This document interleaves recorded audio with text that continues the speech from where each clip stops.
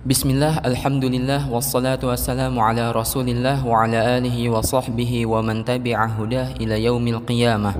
Baik, sebelumnya selamat datang teman-teman peserta daurah menangkal syubhat pemikiran modern, yang mana ini adalah daurah perdana Tanwir Center.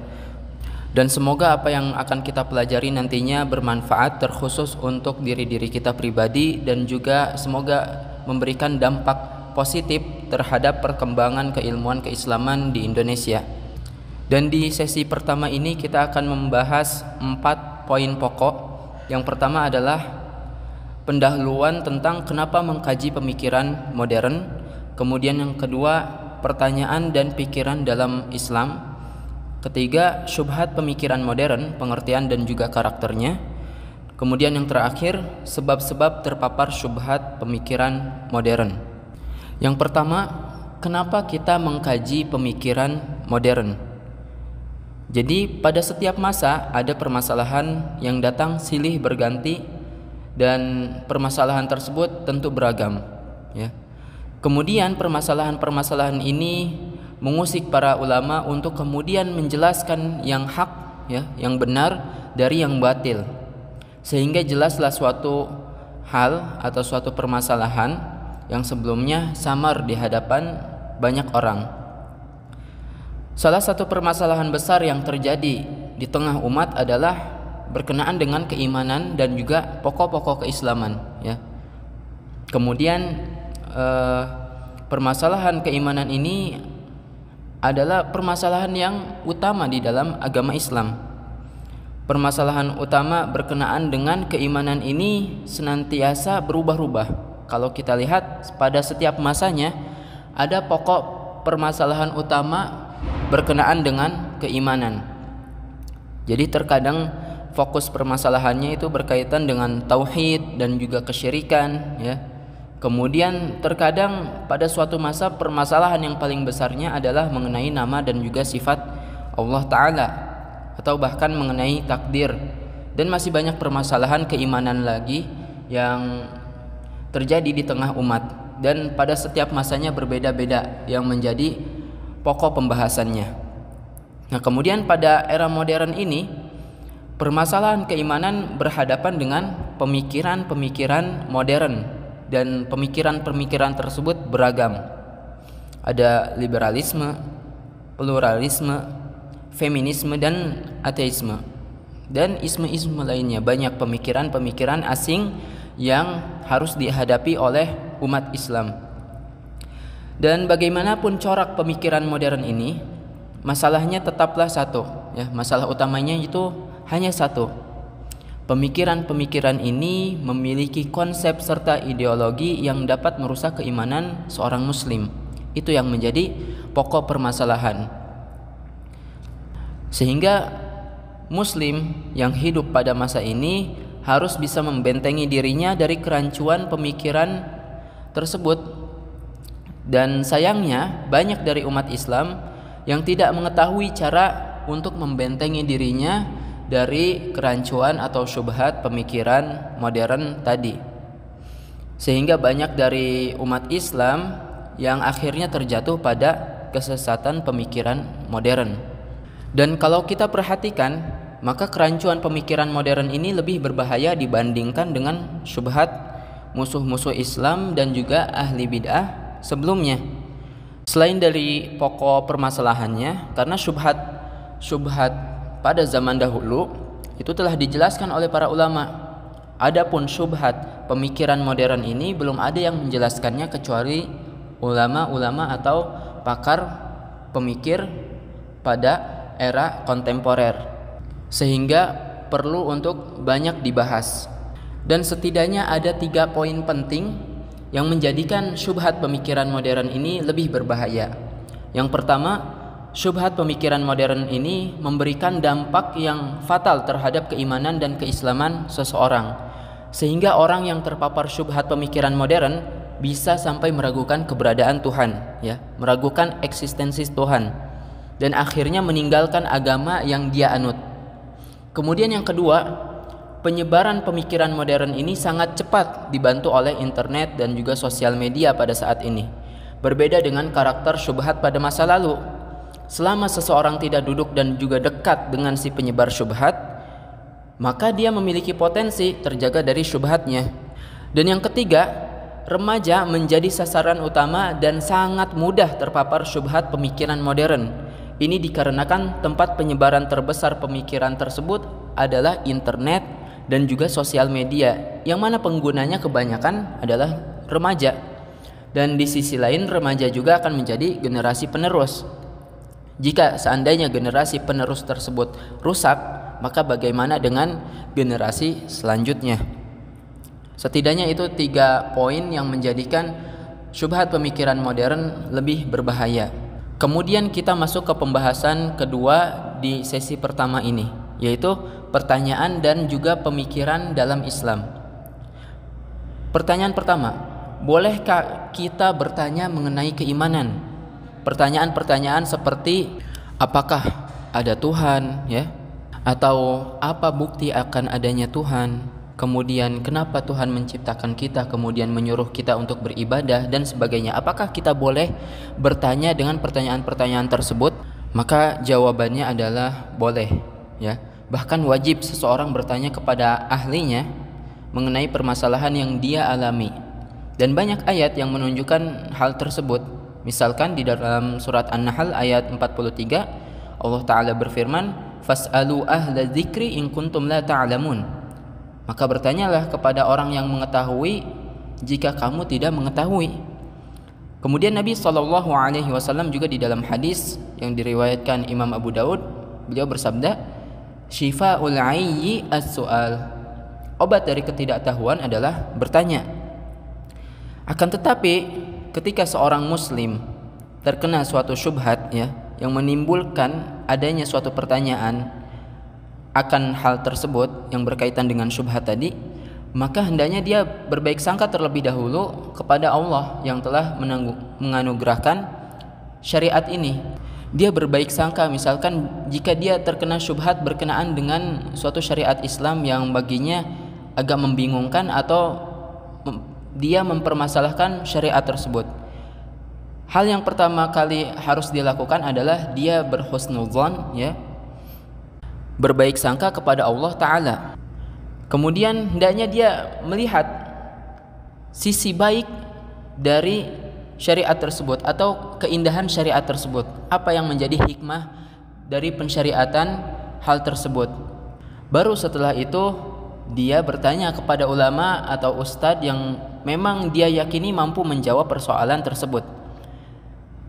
Dan pertanyaan yang dimaksud tentu harus benar, ya. Pertanyaannya harus benar dan bertujuan untuk sampai kepada kebenaran, bukan untuk mendebat. Kemudian ada mungkin pertanyaan yang lain, seperti misalkan apakah Islam mengajak untuk tidak menggunakan akal, atau dalam istilah lainnya, apakah Islam hanya menyuruh kita untuk tunduk terhadap wahyu dan tidak menggunakan akal pikiran? Maka tentu jawabannya adalah tidak, ya. Islam malah mengajak manusia untuk berpikir. Siapapun yang membaca Al-Quran akan mendapati bahwa banyak ayat yang mengajak manusia untuk berpikir dan merenungi segala ciptaan dan apa yang Allah Ta'ala lakukan. Misalkan di dalam surat Al-An'am ayat 50, Allah Ta'ala berfirman, "Qul hal yastawil a'ma wal basiru afala tatafakkarun." Katakanlah, apakah sama antara orang yang buta dengan orang yang melihat? Apakah kamu tidak memikirkannya? Kemudian di dalam surat Ar-Rum ayat 8, "Awalam yatafakkaru fi anfusihim ma khalaqallahu as-samawati wal arda wa ma bainahuma illa bil haqqi wa ajalin musamma." Dan mengapa mereka tidak memikirkan tentang kejadian diri mereka atau penciptaan diri mereka?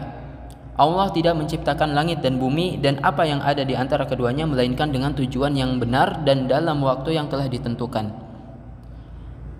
Nah, dari kedua ayat tersebut kita dapat menyimpulkan bahwa Islam malah mengajak manusia untuk menggunakan akal pikirannya di dalam merenungi ciptaan Allah, kemudian juga memikirkan syariatnya, melihat sisi keindahan dari suatu pensyariatan dan sebagainya. Akan tetapi tentu, yang dimaksud dengan berpikir di sini bukan pemikiran yang liar yang telah terjangkiti syubhat pemikiran modern. Jadi jelaslah ya kedua pertanyaan tadi. Bolehkah bertanya mengenai keimanan, dan juga apakah Islam hanya mengajak untuk menggunakan wahyu dan tidak menggunakan akal? Keduanya telah kita jawab, dan intinya adalah Islam mengajak kita untuk menggunakan akal pikiran kita dalam merenungi ciptaan dan syariat Allah Ta'ala. Dan kita juga boleh bertanya mengenai keimanan seperti pertanyaan-pertanyaan tadi yang sudah kita jelaskan. Kemudian pembahasan berikutnya, poin ketiga, yaitu pengertian syubhat pemikiran modern dan juga karakternya. Syubhat dia berasal dari bahasa Arab yang artinya, atau yang dalam bahasa Arabnya asyubhah, yaitu sesuatu yang tidak jelas. Artinya adalah sesuatu yang tidak jelas atau samar. Dari satu sisi dia bagaikan kebenaran, akan tetapi sebenarnya itu adalah kebatilan atau kesesatan. Kemudian bisa juga dimaknai dengan suatu kesesatan atau kebatilan yang dirancang sedemikian rupa sehingga nampak seperti kebenaran. Misalnya, orang yang ingin membenarkan suatu kesesatan dengan menjadikan ayat atau hadis sebagai pendukung kesesatannya tersebut, sehingga akhirnya lebih mudah diterima oleh orang lain. Dan di dalam hadis Nabi SAW telah memberikan gambaran atau sifat dari syubhat tersebut. Nabi SAW bersabda, "Innal halala bayyin wa innal harama bayyin wa bainahuma umurun mushtabihat la ya'lamuhunna katsirun minan nas." Sesungguhnya yang halal jelas dan yang haram pun jelas. Kemudian di antara keduanya ada perkara yang samar, tidak jelas halal haramnya, tidak jelas hak atau batilnya, ya, dan tidak diketahui oleh kebanyakan orang. Dalam hadis ini Nabi SAW menjelaskan kalau sesuatu yang syubhat adalah sesuatu yang samar dan kebanyakan orang tidak mengetahui hal tersebut, ya. La ya'lamuhunna katsirun minan nas, dan tidak diketahui oleh kebanyakan orang. Jadi memang seperti itu karakter syubhat. Dia adalah perkara yang samar, tidak jelas halal haramnya, benar atau salahnya, itu tidak jelas. Nah, karena ketidakjelasan tersebut akhirnya tidak banyak diketahui oleh orang. Dan itulah makna syubhat, sesuatu yang samar, yang tidak jelas, atau sesuatu yang batil atau sesat yang dirancang sedemikian rupa sehingga menjadi sesuatu yang seolah-olah benar. Dan itu hanya pengertian syubhat saja. Adapun pengertian syubhat pemikiran modern, maka pengertiannya adalah permasalahan modern atau persoalan modern yang bersifat memprovokasi mengenai pokok-pokok keislaman dan hal yang sudah pasti di dalam agama atau yang biasa disebut thawabit al-Islam. Jadi pengertiannya adalah permasalahan modern yang bersifat memprovokasi mengenai pokok-pokok keislaman dan hal yang pasti di dalam agama. Dan kita akan jelaskan pengertian ini. Yang pertama, permasalahan modern yang bersifat memprovokasi. Maksud dari permasalahan modern adalah pertanyaan yang dilontarkan oleh musuh-musuh Islam yang tujuannya untuk memberikan keraguan di tengah umat Islam. Itu yang disebut dengan permasalahan modern. Kemudian bersifat memprovokasi karena memberikan keraguan di tengah umat Islam. Kemudian di dalam pengertian ini disebutkan mengenai pokok-pokok keislaman. Apa itu pokok-pokok keislaman? Pokok keislaman itu contohnya seperti keimanan kepada Allah, ya, hal yang berkenaan dengan Al-Quran, kemudian juga keimanan kepada Nabi Muhammad dan yang berkaitan dengannya. Kemudian hal yang sudah pasti di dalam agama atau yang di dalam bahasa Arabnya disebut thawabitul Islam. Dia adalah hal yang telah disepakati oleh umat Islam atau ulama umat Islam, terkhusus ahli sunnah ya. Seperti hadis sebagai dalil, para ulama telah sepakat bahwa hadis adalah dalil selain Al-Quran. Kemudian contoh lainnya kewajiban berhijab bagi seorang muslimah. Nah, ini sudah jelas para ulama tidak berbeda pendapat lagi. Jadi tidak akan kita temui ada seorang ulama dari mazhab tertentu mengatakan bahwa hijab itu tidaklah wajib. Ini tidak akan ada, karena itu sudah pasti dan sudah jelas di dalam agama Islam. Kemudian ada sesuatu yang mirip dengan syubhat. Sesuatu ini sebenarnya bukan syubhat, akan tetapi dia hanya mirip dan kebanyakan orang sulit untuk membedakannya. Hal tersebut adalah was-was. Kemudian was-was ini memiliki hakikat yang berbeda tentunya. Hanya saja kebanyakan orang tidak mengetahui bahwa was-was ini berbeda dengan syubhat atau tidak mengetahui perbedaannya. Was-was dia adalah sesuatu yang terlintas di dalam hati atau pikiran. Terlintas di benak seseorang, itu disebut dengan was-was. Dan perbedaan was-was dengan syubhat setidaknya ada dua perbedaan. Yang pertama, was-was datang tanpa kehendak orang yang terkena was-was tersebut. Adapun syubhat, maka orang yang terpapar dengannya sebelumnya telah mendengar syubhat itu dari orang lain sehingga timbul keraguan pada dirinya. Seperti itu. Kemudian yang kedua, perbedaan yang kedua adalah orang yang terkena was-was terkadang tidak mengetahui jawaban dari was-was yang terlintas di pikirannya. Seandainya dia mengetahui, belum tentu jawaban tersebut bisa menghilangkan was-was secara keseluruhan. Adapun syubhat, maka jika seseorang yang terpapar dengannya mengetahui jawaban dari syubhat tadi, maka keraguannya bisa hilang, kecuali jika tercampur dengan syahwat. Kalau syubhatnya udah tercampur dengan syahwat, ya ini sulit untuk dihilangkan. Itu tadi pengertian syubhat, kemudian syubhat pemikiran modern, dan juga perbedaan antara syubhat dengan was-was.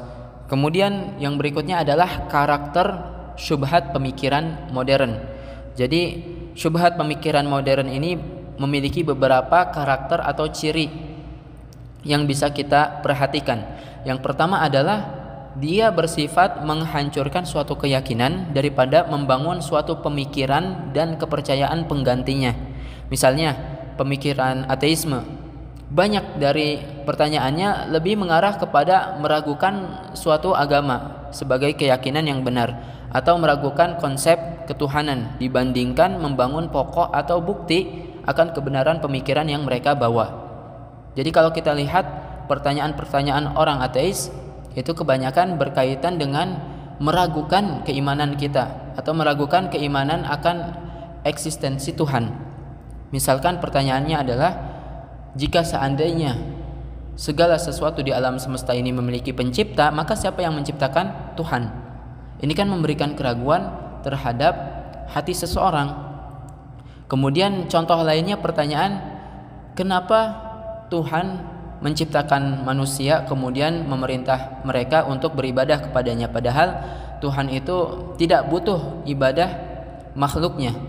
Ini kan dari pertanyaan ini kita bisa ambil kesimpulan bahwa kebanyakan pertanyaan mereka itu bersifat menghancurkan suatu keyakinan atau memberikan keraguan terhadap diri seseorang, dan kita tidak akan dapati mereka memberikan bukti atau gagasan tertentu yang menunjukkan kebenaran pemikiran yang mereka bawa.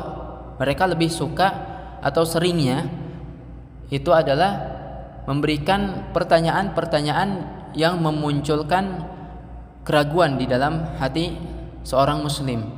Seperti itu yang pertama. Kemudian karakter yang kedua, pertanyaan-pertanyaan yang dilontarkan itu bersifat tidak terbatas dan melebar kemana-mana. Entah pertanyaan itu berkenaan dengan Allah ataupun syariat Islam. Misalnya pertanyaan, jika semua yang ada di alam semesta ini memiliki pencipta, maka siapa yang menciptakan Tuhan? Nah, pertanyaan ini tidak akan pernah berhenti karena bisa membawa kepada pertanyaan lainnya, yaitu siapa yang menciptakan pencipta Tuhan.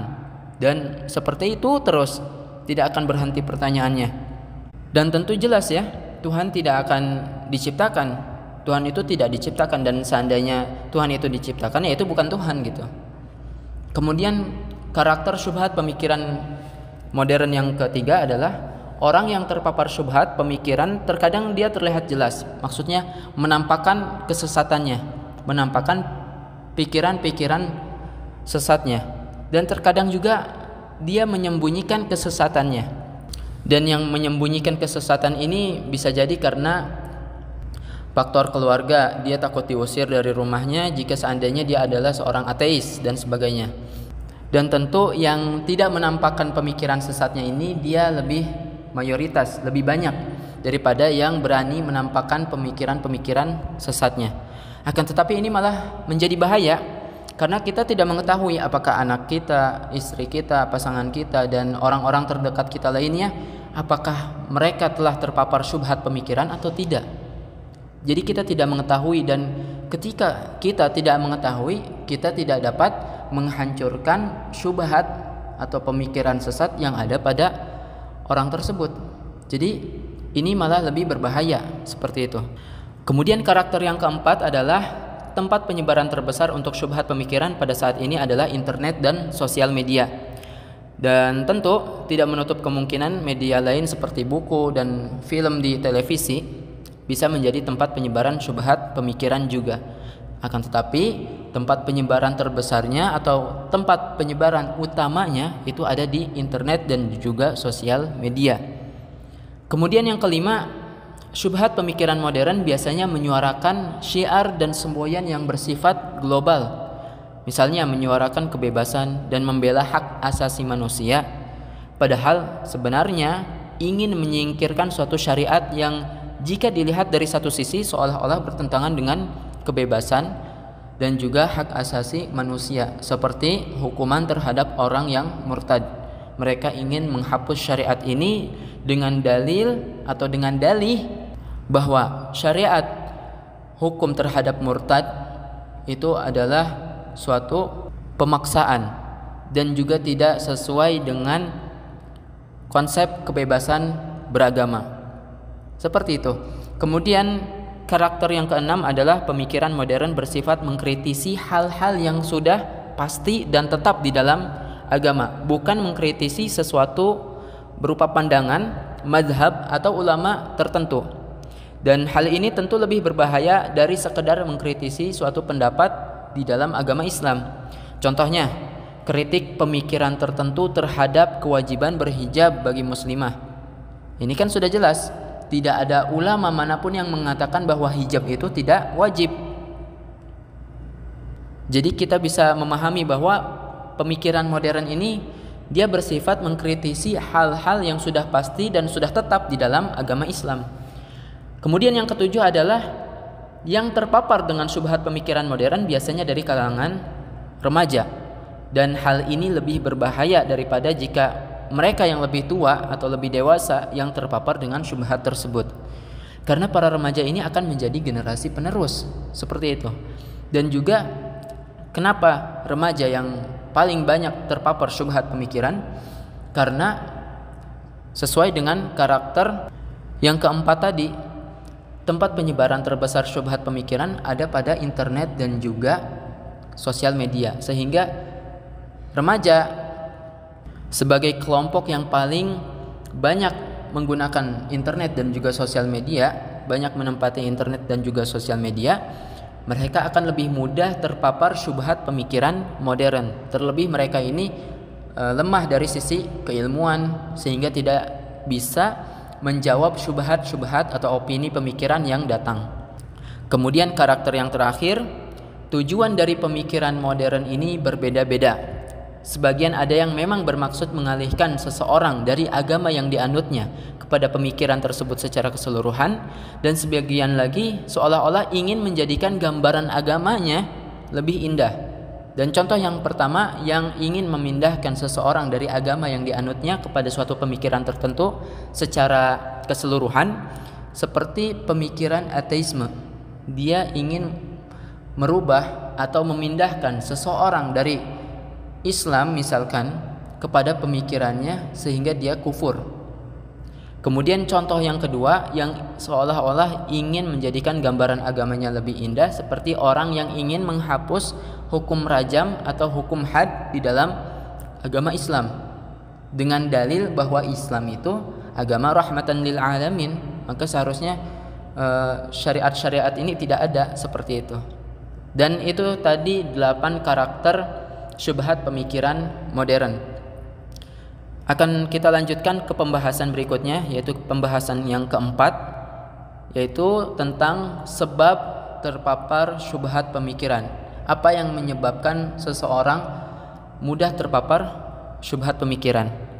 Sebab-sebab yang menjadikan seseorang terpapar syubhat pemikiran ada 2 jenis. Ada sebab eksternal dan juga sebab internal. Sebab eksternal ini adalah suatu sebab yang datang dari luar, bukan dari diri orang yang terpapar syubhat tersebut. Adapun sebab internal, maka itu dikarenakan permasalahan atau yang muncul dari diri seseorang yang terpapar syubhat pemikiran. Dan kita akan mulai dengan sebab-sebab eksternal terlebih dahulu. Sebab eksternal yang pertama adalah internet dan sosial media. Internet menjadi sebab terbesar tersebarnya syubhat pemikiran. Setiap orang bisa dengan mudah membagikan opini dan pikirannya tanpa ada seorang pun yang menghalangi orang tadi. Selain itu, untuk mengakses opini-opini tersebut juga sangat mudah, tak terbatas, sehingga penyebaran syubhat pemikiran melalui internet dan sosial media ini sulit untuk dibendung. Itu yang pertama. Sebab eksternal yang pertama adalah internet dan sosial media. Kemudian yang kedua adalah film dan novel. Film dan novel ini menjadi media yang berperan menyebarkan pemikiran-pemikiran asing. Banyak dari film dan novel yang diterjemahkan membawa pemikiran asing yang memiliki kemungkinan pemikiran tersebut benar atau salah. Dan sayangnya kebanyakan penikmat keduanya, yaitu film dan juga novel, kebanyakan ya remaja yang tidak tahu cara membedakan yang salah dan juga yang benar dari tontonan dan juga bacaannya, sehingga dengan mudah bisa terpengaruh oleh pemikiran asing tersebut. Itu yang kedua. Kemudian sebab eksternal yang ketiga adalah bersentuhan langsung dengan budaya asing. Ini salah satu kasus yang sering dialami oleh mereka yang merantau dan tinggal di negeri orang, maksudnya di luar negeri, tidak di Indonesia, entah dalam tujuan menyambung pendidikan ataupun bekerja. Seseorang yang bersentuhan langsung dengan budaya asing akan memiliki potensi lebih besar terpapar syubhat pemikiran dari lingkungan tempat dia tinggal. Terlebih jika keyakinan terhadap agamanya lemah, keimanannya lemah. Ini akan menjadikan orang tersebut mudah takjub, terpesona dengan apa yang dia lihat pada peradaban asing. Kemudian yang keempat, tersebarnya maksiat di suatu lingkungan. Syubhat itu selalu beriringan dengan syahwat, Seseorang yang terpapar syubhat akan sulit lepas dari syubhat tersebut jika syahwat telah masuk ke dalam hatinya.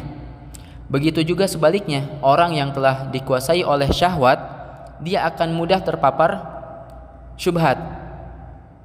Sehingga baik terpapar oleh syubhat terlebih dahulu atau syubhatnya kedua, kemudian datang syahwat, itu keduanya saling mengantarkan kepada yang lain. Jadi kalau kita terpapar syubhat, maka itu akan mengantarkan kita kepada suatu syahwat tertentu.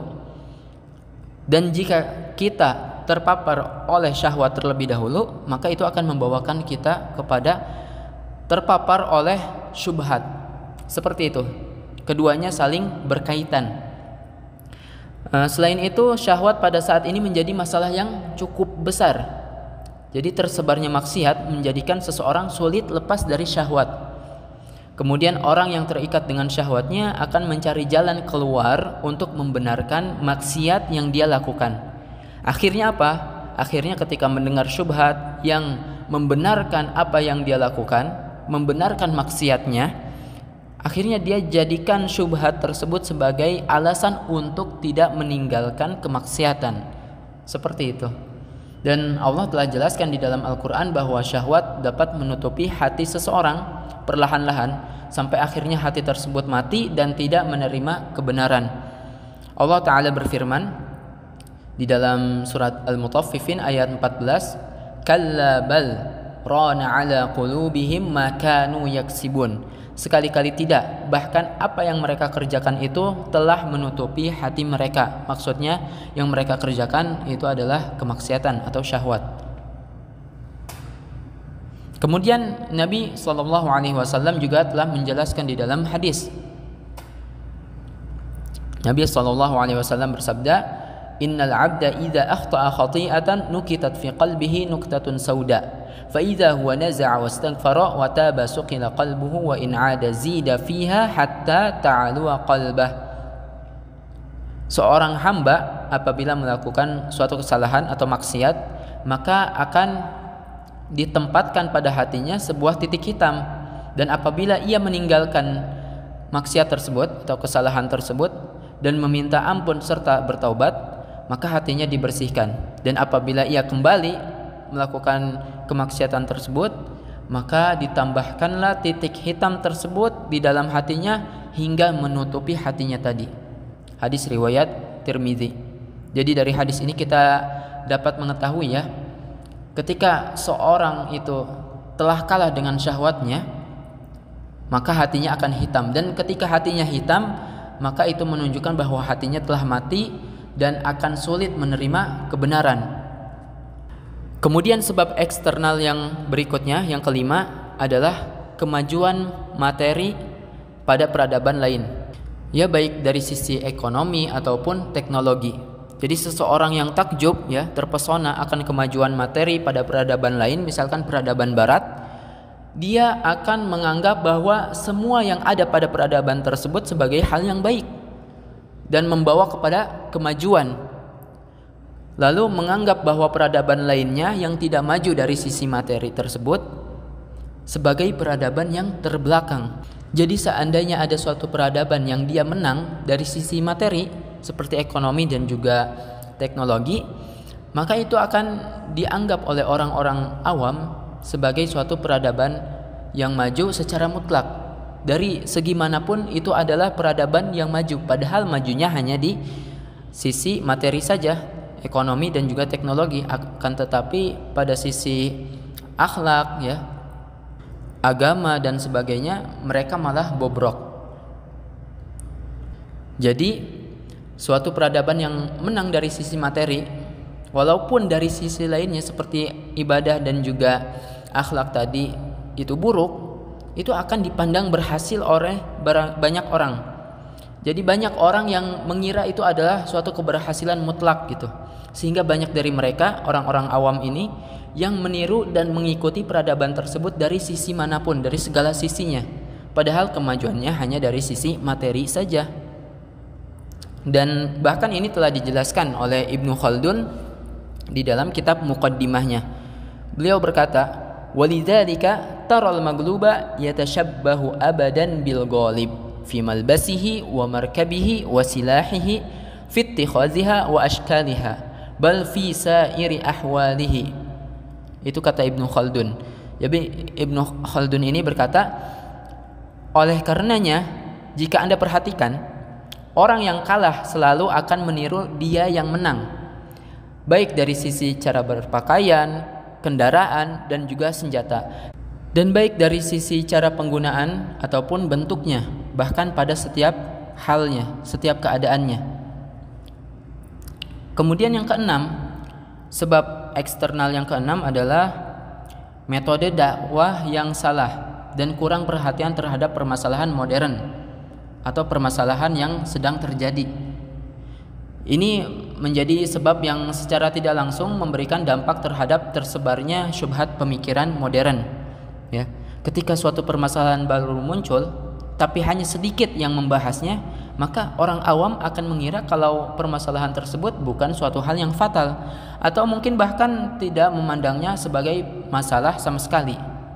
Ya, kebanyakan pendakwah, kalau kita lihat pendakwah di sini maksudnya dai, bukan ulama secara umum ya. mereka pada saat ini lebih betah dengan permasalahan lama yang sebenarnya sudah sering dibahas oleh para ulama terdahulu dalam ratusan kitab yang mereka tulis.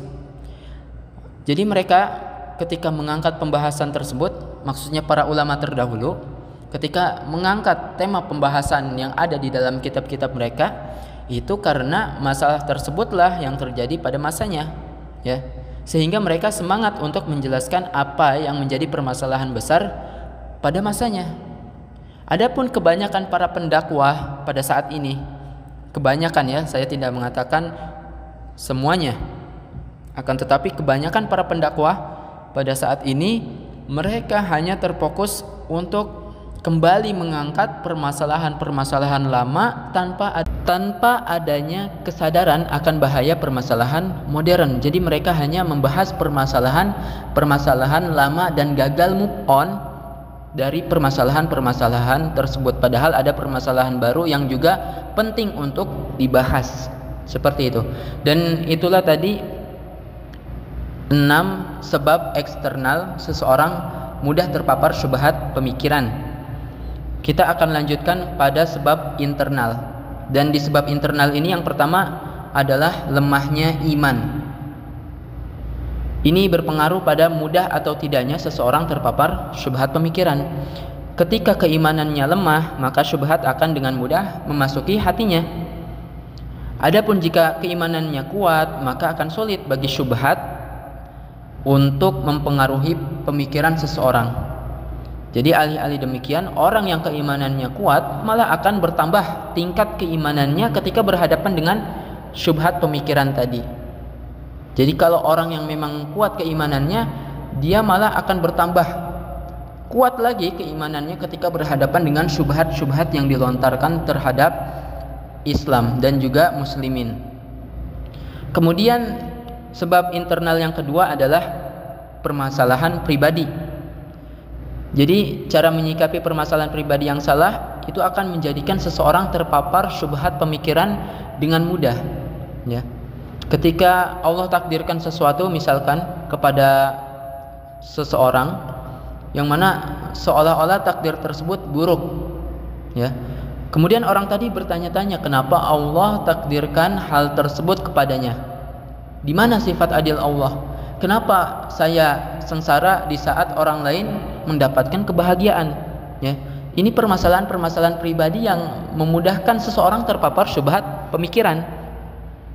Dan masih banyak pertanyaan lainnya, ya. Dan ini bukan permasalahan yang baru, karena di dalam Al-Qur'an Allah Ta'ala telah menjelaskan. Allah Ta'ala berfirman, "Wa minan nasi may ya'budullaha 'ala harf, fa in asabahu khair itma'anna bihi wa in asabathu fitnah inqalaba 'ala wajhihi khasira ad-dunya wal akhirah dzalika huwal khusranul mubin." Ya, kata Allah Ta'ala, dan di antara manusia ada yang menyembah Allah hanya di tepi, maksudnya pada keadaan tertentu. Maka jika dia memperoleh kebaikan, dia merasa puas dengan kebaikan tersebut, dan jika dia ditimpa suatu cobaan, ya, suatu fitnah cobaan, dia berbalik ke belakang. Dia tidak beribadah kepada Allah lagi, meninggalkan Allah dikarenakan suatu cobaan, suatu ujian yang menimpa dirinya. Kata Allah Ta'ala mengenai orang ini, khasirad dunya wal akhirah dzalika huwal khusranul mubin. Dia rugi di dunia dan juga akhirat. Itulah kerugian yang nyata. Ini surat Al-Hajj ayat 11. Kemudian sebab internal yang ketiga adalah lemah dari sisi ibadah. Jadi ibadahnya lemah, terkhusus amalan hati seperti sabar, tawakal, yakin, harap dan juga takut. Karena seorang muslim yang memperhatikan amalan hatinya, hubungannya dengan Allah, dia perhatikan serta menjaga hatinya dari hal-hal yang dapat mengotori hatinya tersebut, dia akan merasa kelezatan iman, dia akan merasakan lezatnya keimanan, sehingga dia tidak akan rela jika seandainya kelezatan iman tersebut dia ganti dengan buruknya suatu syubhat pemikiran. Seperti itu. Jadi memang tazkiyatun nafas atau tasawuf itu memiliki dampak yang besar, memiliki dampak yang kuat terhadap terjaganya seseorang dari syubhat pemikiran modern. Jadi dia tidak hanya berupa amalan hati saja, akan tetapi memang dia memiliki dampak yang besar, sehingga kita harus memiliki fokus tertentu terhadap tazkiyatun nafas, penyucian jiwa, atau yang biasa disebut dengan tasawuf. Kemudian sebab internal yang keempat adalah tidak berpikir kritis. Jika seseorang mahir dalam berpikir kritis, ya, atau di dalam bahasa Inggrisnya disebut critical thinking, dia tidak akan dengan mudah menerima setiap pemikiran yang dia temui. Jadi seseorang yang berpikir kritis akan memeriksa sisi kesalahan dari suatu opini yang dilontarkan kepadanya. Dia tidak akan mudah begitu saja menerima suatu opini atau pemikiran yang mendatanginya. Jadi kalau kita tidak berpikir kritis, ya kita dengan mudahnya akan terkena syubhat pemikiran modern. Kemudian yang kelima, lemah pengetahuan agama. Seseorang yang memiliki pengetahuan yang mumpuni mengenai Islam, dia akan memandang suatu pemikiran sesuai dengan cara pandang Islam. Dia memiliki kaidah-kaidah dasar yang memungkinkannya dengan kaidah tersebut menghindari syubhat pemikiran. Itulah kenyataannya kalau kita lihat di realita kita, orang yang lemah dari sisi pengetahuan keislaman karena tidak pernah mengaji atau sekolah agama, maka dia adalah orang yang paling mudah terpapar syubhat pemikiran. Itu yang kelima, lemah pengetahuan agama. Kemudian yang keenam, waktu luang dan pikiran yang kosong. Ketika seseorang memiliki banyak waktu luang dan tidak menyibukkan dirinya dengan sesuatu yang bermanfaat, maka keburukan akan dengan mudah mendatanginya. Begitu juga dengan pikiran yang kosong. Jadi khayalan-khayalan yang tidak jelas akan mengisi kekosongan pikirannya tersebut. Selama seseorang disibukkan dengan sesuatu yang baik, maka tidak akan ada celah bagi keburukan untuk mendatangi dirinya. Dan salah satu keburukan tersebut adalah syubhat pemikiran modern. Jadi ketika kita memang ada suatu kegiatan baik, tidak ada waktu luang dan juga pikiran kita tidak kosong, maka insya Allah itu akan menjadi suatu sebab terjaganya diri kita dari syubhat pemikiran modern. Karena syubhat ini sebagaimana yang telah dijelaskan tadi, itu dia mirip dengan syahwat. Orang yang terkena syubhat itu sama dengan seperti terkena syahwat. Salah satu sebab atau salah satu kesamaannya adalah jika ada waktu luang dan juga pikiran yang kosong, maka syubhat ataupun syahwat itu mudah menjangkiti seseorang. Jadi jangan sampai kita membiarkan ada waktu luang dan juga pikiran yang kosong sehingga itu memudahkan syahwat ataupun syubhat merasuki diri kita. Dan itu tadi sebab-sebab internal dan juga eksternal yang menyebabkan seseorang mudah terpapar syubhat pemikiran. Dan kita akan baca lagi sebab-sebab tersebut secara cepat. Yang pertama, sebab eksternal. Sebab eksternal ini yang pertama, internet dan sosial media. Kemudian yang kedua, film dan juga novel. Kemudian yang ketiga, bersentuhan langsung dengan budaya asing. Yang keempat, tersebarnya maksiat di suatu lingkungan. Yang kelima, kemajuan materi pada peradaban lain, baik dari sisi ekonomi ataupun teknologi dan juga ilmu pengetahuan. Kemudian yang keenam, metode dakwah yang salah dan kurang perhatian terhadap permasalahan modern atau permasalahan yang sedang terjadi. Itu tadi 6 sebab-sebab eksternal. Kemudian sebab internalnya, yang pertama lemah iman. Yang kedua, permasalahan pribadi. Yang ketiga, lemah dari sisi ibadah, terkhusus amalan hati. Kemudian yang keempat, tidak berpikir kritis. Yang kelima, lemah pengetahuan agama. Dan yang keenam atau yang terakhir adalah waktu luang dan pikiran yang kosong. Itu tadi pembahasan kita pada sesi pertama ini. Kita telah membahas kenapa kita mengkaji pemikiran modern, kemudian apa bahaya dari pemikiran modern tersebut. Kemudian yang kedua, pertanyaan dan pikiran di dalam Islam. Yang ketiga, syubhat pemikiran modern, pengertian dan juga karakternya. Kemudian yang keempat, sebab-sebab terpapar syubhat pemikiran modern atau sebab-sebab yang menjadikan seseorang mudah terpapar syubhat pemikiran modern. Dan itu dibagi menjadi dua, sebab eksternal dan juga internal. Dan semoga ini bermanfaat. Kita akan lanjutkan pembahasan berikutnya di sesi kedua pada hari Ahad berikutnya. Allahumma salli wa sallim wa barik ala abdika wa rasulika Muhammad. Subhanakallahumma wa bihamdik asyhadu an la ilaha illa anta astaghfiruka wa atubu ilaik. Assalamualaikum warahmatullahi wabarakatuh.